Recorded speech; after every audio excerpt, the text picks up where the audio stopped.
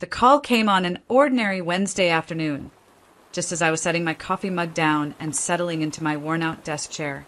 The number was unfamiliar, flashing urgently across my phone screen. Something in my gut twisted even before I answered.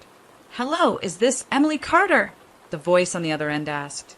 "Yes," I replied cautiously. "This is Charles from Liberty National Bank. We're calling regarding your overdue mortgage balance of $523,000. We've sent several notices, but..."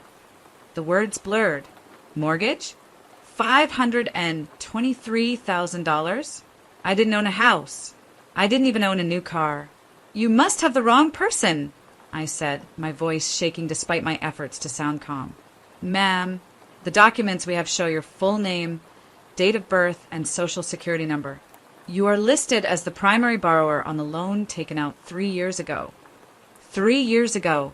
My heart dropped. That was around the time Jessica, my younger sister, had been talking about wanting a bigger house, one she couldn't afford.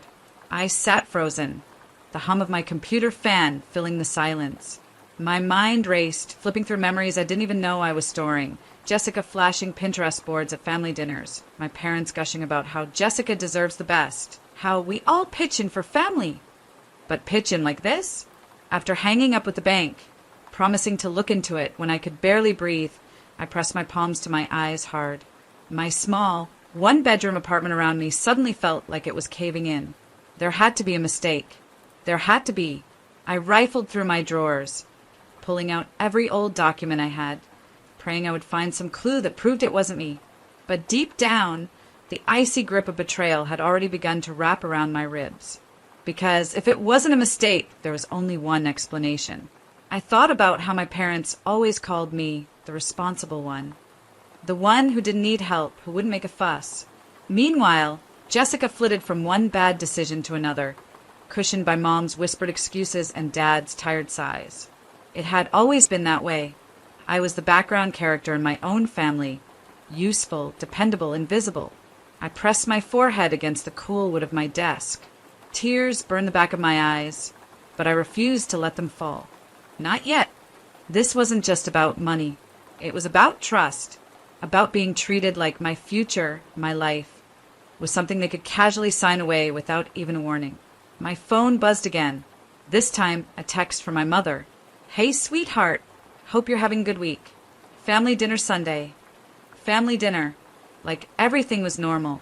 Like my name wasn't tied to $500,000 of debt I didn't sign for. The taste in my mouth turned bitter. I typed back, sure, and hit send, because before anything else, before accusations or screaming matches, I needed to know the whole truth. And when I found it, I would decide exactly how loud or how silent my response would be. And something deep inside me promised, this time I wouldn't stay invisible. The next morning, after a sleepless night of staring at the cracks in my ceiling, I sat hunched over the kitchen table, a steaming cup of untouched coffee beside me. My laptop was open, tabs multiplying like weeds, mortgage fraud, forged signatures, legal advice blogs, warning signs of identity theft. But none of it prepared me for what I was about to see. I called the bank again, requesting a copy of the mortgage documents. The woman on the line was polite, almost mechanical, as she emailed them over within minutes. When the PDF opened, my breath caught in my throat. There it was, page after page, filled with my name, my information, and my signature, except it wasn't mine. It looked close enough that someone who didn't know better might not notice. But I knew every curve of my real signature, every little tremble in my hand. This one was too perfect, too rehearsed. It felt like staring into a cracked mirror. I zoomed in, studying the slanted loops, the heavy tail on the white, and Emily, the way Carter was spelled just a little too neatly. My hands started to tremble. How could they do this? How could my own parents? The floor seemed to shift under me. I grabbed the edge of the table, grounding myself. I kept flipping through the pages, heart pounding harder with every line, every loan term, every initial scribbled on the margins, every signature. It was like watching someone rob me in slow motion. And the worst part was, they hadn't even thought I deserved to be warned. I thought about every family holiday where Jessica was treated like royalty and I was expected to smile and clap from the sidelines. every time I picked up the check because you're doing better right now, sweetheart. Doing better until now. The walls of my small kitchen seemed to close in tighter. I closed my eyes, letting the storm churn inside me. No tears. Not yet. Only a growing, hollow ache. The betrayal wasn't loud. It didn't come with screaming or slammed doors. It was quiet, sharp, like a scalpel sliding under the skin. I started gathering every scrap of paper that tied me to them financially. Old bank statements, credit reports, even birthday cards where they joked about the responsible daughter. Evidence. I didn't know exactly what I would do with it yet, but I knew I needed to protect myself. As the hours crawled by, memories flashed behind my eyes like a cruel movie reel. Jessica showing off her new car after flunking out of college. Mom telling me, "You're the strong one, Emmy. Jess needs a little extra." Dad patting my head like a dog when I graduated without anyone showing up to the ceremony. They had always expected me to carry the weight, to be the net when Jessica fell. This time, they hadn't even bothered to ask. They just signed my future away, assuming I would never fight back. By evening, a neat pile of documents sat on the kitchen table, a silent promise to myself. The girl who once bent over backwards to be the good daughter was gone. Now, I wasn't sure exactly who I was becoming, but I knew one thing. I wouldn't stay silent forever. Sunday came too fast. I stood in front of my parents' house, the house where I grew up, staring at the door like it was the entrance to a courtroom. A part of me wanted to turn around, to pretend none of this had happened, to stay the invisible daughter who didn't cause trouble. But another part, the part they didn't know they'd created, steeled my spine. I knocked once, twice. The door swung open, and there was my mother, beaming like everything was perfect. "Emmy, so glad you could make it, sweetheart." "Sweetheart." I stepped inside. The familiar smell of pot roast and lemon cleaner hit me all at once, dragging me back to 100 childhood memories. Only now they felt hollow. Dad was in the living room, half watching a football game, beer balanced on the armrest. Jessica sat curled up on the couch, scrolling on her phone, expensive purse tossed carelessly beside her. None of them even glanced at me properly. I took a seat quietly, my heart pounding so loud it felt like the walls should shake. I waited, let them get comfortable, let them reveal themselves. Dinner was served like any other Sunday. Laughter, chatter, Jessica complaining about how expensive landscaping was for her stupid big yard. Dad grunting about the game. Mom doting on Jessica like she hung the moon. Finally, after the plates were cleared, I spoke. "Hey, I have a question," I said, my voice low but steady. 3 sets of eyes turned toward me, mildly curious, like I was about to ask if they'd seen my missing scarf. "Does anyone know anything about a mortgage with my name on it?" Silence. A full, thick silence that made the ticking of the wall clock deafening. Jessica was the first to react. She shifted, pulling her sleeves down nervously. Mom's smile faltered. Dad coughed into his hand. I kept my expression calm, almost blank. I didn't raise my voice. I didn't accuse. I just waited. Mom was the first to break. "Honey, listen," she started, reaching across the table like we were discussing the weather. "It's not a big deal. It's family. Jessica just needed a little help qualifying for her loan. That's all. It's not like you're actually paying anything." "Not a big deal," Jessica chimed in, voice defensive. "You have good credit, Em." "I don't. It's not fair that you wouldn't help. It's just paperwork." Just paperwork. I leaned back in my chair, letting the words settle around me like ash. They didn't even think it was wrong. They had convinced themselves it was normal, that I was the bad guy for being upset. I nodded slowly, keeping my face carefully neutral. "Thanks for explaining," I said quietly. Jessica shrugged, already reaching for her phone again, as if the matter was closed. Mom beamed like she had soothed a silly little tantrum. Dad turned back to the game. None of them saw the storm brewing behind my calm eyes. They thought the old Emily was still sitting there. They didn't realize yet that the real storm would hit when they least expected it, and it would be silent until it wasn't. The drive home was a blur. Street lights streaked across the windshield, but I barely saw them. My hands gripped the steering wheel tighter than necessary. The faint hum of the tires on the pavement, the only sound in the car. Inside, though, it was anything but quiet. Their words spun around in my head like a cruel carousel. It's just paperwork. It's not a big deal. Family helps family. I thought about every sacrifice I had made. Every time I swallowed disappointment to keep the peace. Every time I picked up Jessica's mess behind the scenes. And for what? So they could handcuff me to a $523,000 debt without even a phone call? I pulled into my driveway and sat there, staring at the darkened outline of my small house. For a long time, I didn't move. I let the betrayal settle deeper into my bones, burning a hole I knew would never fully heal. But I also realized something else. This was the moment they had finally freed me, not by choice, not by apology, but by stripping away every last illusion I had clung to about who they were, about what family meant. There was nothing left to protect anymore. No love to cling to, hoping it would fix itself. They had drawn the line. Now I would decide what side I stood on. I went inside, changed into my oldest sweatshirt, and opened my laptop again. This time I didn't search for advice. I searched for answers. Solutions. Lawyers who specialized in mortgage fraud. Articles about suing family members. Steps to remove your name from a fraudulent loan. The world felt colder, sharper. But for the first time in a long time, I felt awake. I stayed up late into the night, reading, taking notes, mapping out everything. If they had expected me to roll over and cry about it, they didn't know me at all. I wasn't going to scream. I wasn't going to throw fits or demand apologies that would never come. I was going to be smarter, quieter, deadlier. I thought about every moment they had made me feel small. Mom brushing off my college acceptance with a distracted, "That's nice, honey." Dad laughing when I told him about the promotion I earned without anyone's help, Jessica sneering, "Not everyone's perfect like you." I wasn't perfect. I had just been surviving, carrying the weight they tossed aside without a second thought. And now I would carry my own weight, and I would watch them crumble under the one they tried to pin on me. As the clock struck 2 a.m., I closed the laptop and sat back, exhaustion washing over me. But it wasn't the hopeless exhaustion I'd felt before. This time, it was the heavy calm of someone who had made a decision. I would free myself. I would protect my future. And when they realized what I had done, it would already be too late. Some lessons cost nothing. Some lessons cost everything. They were about to learn the difference.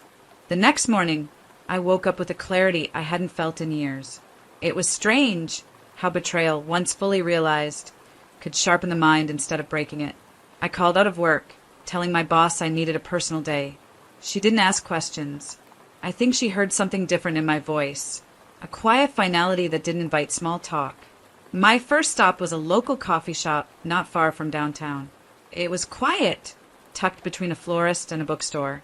The kind of place where secrets could be discussed without anyone caring enough to listen.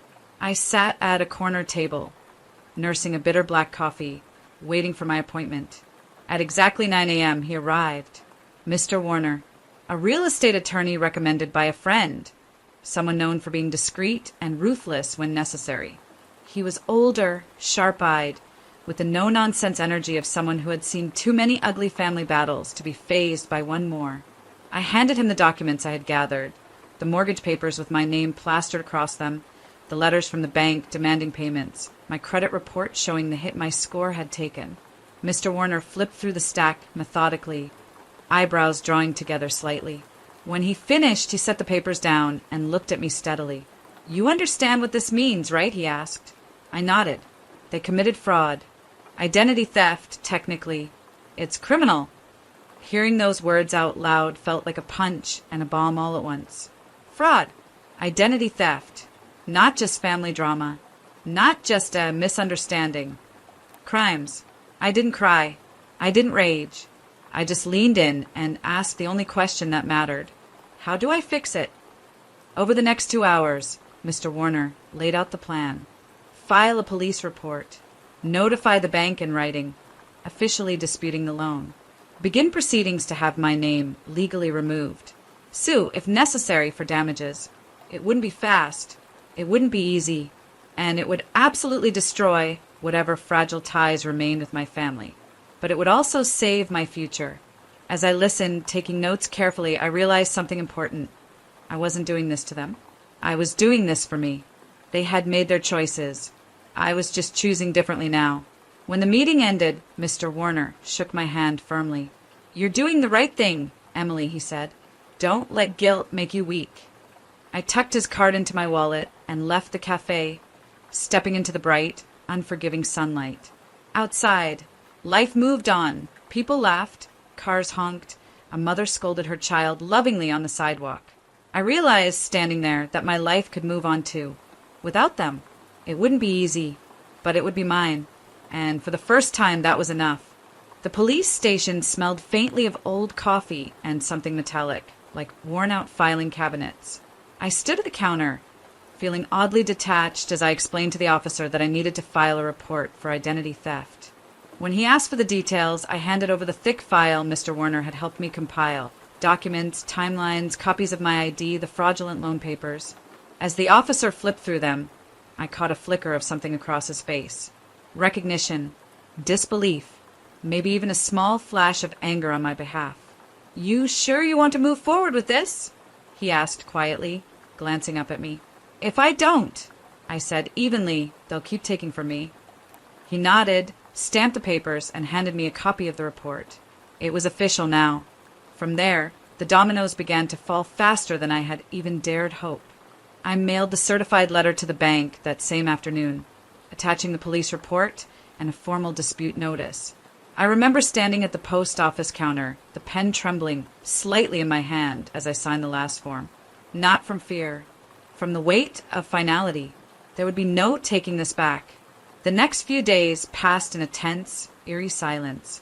I didn't call my parents. I didn't call Jessica. I didn't warn them. Instead, I waited. 3 days later, my mother showed up unannounced at my doorstep. I watched her from the window before opening the door. She looked disheveled, furious, and beneath it all, terrified. When I finally opened it, I didn't invite her inside. She launched into it without even a greeting. "How dare you involve the police? Do you know what you've done to this family?" I listened quietly, letting her words bounce off me like rubber bullets. "I trusted you to be understanding," she hissed. "Jessica needed help. Family sticks together." I tilted my head slightly, studying her. "No," I said softly. "Family asks. They don't steal." Her face reddened, her mouth opening and closing like a fish out of water. "You've ruined everything," she cried. I almost laughed, but I didn't. Instead, I kept my voice level, my words like knives wrapped in velvet. "I didn't ruin anything. I just stopped cleaning up your messes." And then, without another word, I closed the door. It was the most powerful sound I had ever made, that soft click as the latch caught. I stood there on the other side, heart pounding, but not from regret. From release. Later that night, Jessica tried calling me. 12 missed calls. A string of desperate, angry voicemails. I deleted them without listening. The bank responded within a week. They suspended the loan, pending investigation, and issued a formal apology for their role in the ordeal. The legal process would still drag on for months, but I had taken the first steps. The right steps. And my family, their world, built on lies and entitlement, was finally starting to crack. I didn't have to scream. I didn't have to fight.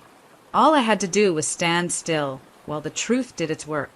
And somehow that was so much sweeter. In the weeks that followed, the silence grew thick around me. No more surprise visits. No more frantic calls. No more guilt-drenched texts from relatives telling me to just forgive and forget. It was as if I had been erased from the family group chat, from holiday plans, from their carefully curated image of unity. At first, the loneliness was suffocating. Even when the betrayal cuts deep, there's a part of you, the child still craving approval, that aches when the ties finally snap. But slowly, something else took root inside me. Peace. Real peace. I found myself doing things I had neglected for years. I spent Saturdays wandering through farmers markets, buying sunflowers for my kitchen table. I started hiking local trails, breathing in the cool morning air and feeling the earth steady beneath my feet. I enrolled in a pottery class on a whim, my hands clumsy, but my spirit somehow lighter each time I shaped something new from the raw clay. There was something beautiful about rebuilding. Not loudly, not for show, but quietly, piece by fragile piece. The legal process continued in the background. I responded to emails from Mr. Warner, signed affidavits, collected updates about the loan's slow unwinding. Each time I saw an official letter with my name on it, Emily Parker, it reminded me, this name is mine. This life is mine. Not a gift from my parents. Not an obligation to my sister. Mine. The strangest part was realizing that, deep down, I didn't want revenge the way I once thought I would. I didn't want to see Jessica lose everything.